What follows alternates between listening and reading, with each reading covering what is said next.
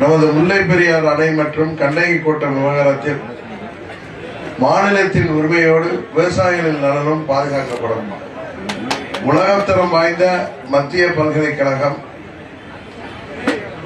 IIT பயிற்சி நிறுவனம், PM Sri மற்றும் நவோதயா பள்ளிகள், சோழவந்தான் மற்றும் கடமலை மயிலையில் புதிய அரசு கலைக் கல்லூரிகள் என தேனி மாவட்டத்தின் கல்வி வளர்ச்சிக்காக, தேனி நாடாளுமன்ற தொகுதியின் கல்வி வளர்ச்சிக்காக ஏராளமான திட்டங்களை கொண்டுவர பணியாற்றுவோம்.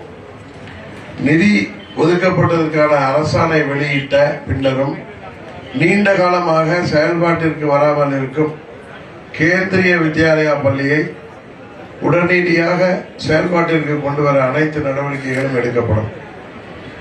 தென் மாவட்ட மக்களின் நீண்ட நாள் கோரிக்கையான திண்டுக்கல் சபரிமலை வரையிலான ரயில் பாதை, சென்னை போடிக்கு தினசரி ரயில் சேவை, உசிலம்பட்டி புறவழிச்சாலை என போக்குவரத்தை மேம்படுத்த பல்வேறு வாக்குறுதிகள் சொல்லப்பட்டிருக்கிறது. மத்திய அரசின் சிறப்பு நிதி உதவியோடு வைகை அணை முறையாக தூர்வாரப்படுவதோடு விவசாயிகளின் கோரிக்கைகளுக்கு ஏற்ப உரிய நேரத்தில் தண்ணீர் திறக்கப்படுவதும் உறுதி செய்யப்படும். 1984 அப்போதைய முதலமைச்சர் புரட்சித் தலைவர் MGR அவர்களால் அடிக்கல் நாட்டப்பட்ட ஆண்டிப்பட்டி, தெப்பம்பட்டி திப்பரவு அணை திட்டத்தை செயல்படுத்த மீண்டும் முயற்சிகள் மேற்கொள்ளப்படும். மத்திய மாநில அரசு பணிகளுக்கு தயாராகும் மாணவர்கள் மற்றும் இளைஞர்களின் வசதிக்காக பயிற்சி வகுப்புகள் மற்றும் தேனி நாடாளுமன்ற தொகுதிக்குட்பட்ட 6 சட்டமன்ற தொகுதிகளிலும் அதிநவீன வசதியுடன் கூடிய பொது நூலகங்கள் கட்டித்தரப்படும். தேனி நாடாளுமன்ற தொகுதிக்குட்பட்ட அனைத்து சட்டமன்ற தொகுதிகளிலும் தேவைக்கேற்ப புதிய தொழிற்சாலைகள் கொண்டு வரப்பட்டு இளைஞர்களுக்கான வேலைவாய்ப்பு அதிகரிக்கப்படும்.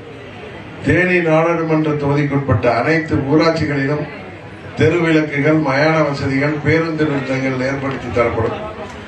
இளைஞர்கள் மற்றும் விளையாட்டு வீரர்களின் வசதிக்காக 6 சட்டமன்ற தொகுதிகளிலும் அனைத்து வசதிகளும் அடங்கிய விளையாட்டு மைதானங்கள் மற்றும் அனைத்து ஊராட்சிகளிலும் உடற்பயிற்சி கூடங்கள் அமைத்து தரப்படும்.